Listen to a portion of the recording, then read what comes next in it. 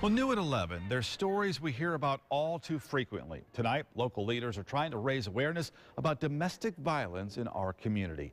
WSBT-22 Suzanne Spencer tells us how they're trying to stop it.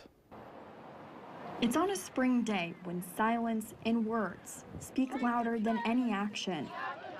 It's unacceptable, and this is a way to stand against it. Colin Wilson is a student at IU South Bend. I find it very disturbing when I receive emails from IUSB saying that there's been a sexual assault in the parking lot. He was one of a few dozen who honored those who have experienced sexual violence and to try to prevent it. Victims of sexual assault and domestic violence often don't have voices. They often don't have the support that they need or people to speak for them. We are women, we are men. Together we fight to take back the night. It started at the courthouse. Prosecutor Ken Cotter and former Miss Indiana Michaela Deal were there.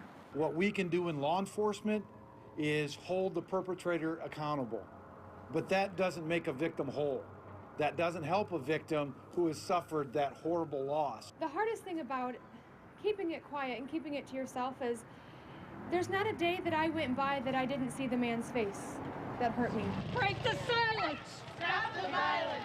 Break the walk continued for 1 mile. Wilson says it's important to raise awareness in South Bend because sexual violence impacts every sector of our society. It's unacceptable because, you know, a campus should be a place of learning. You shouldn't have to be worried about fears like that. Standing for a cause, uniting for a solution. Break the silence! In South Bend. Stop the violence! Suzanne Spencer, WSBT 22 News.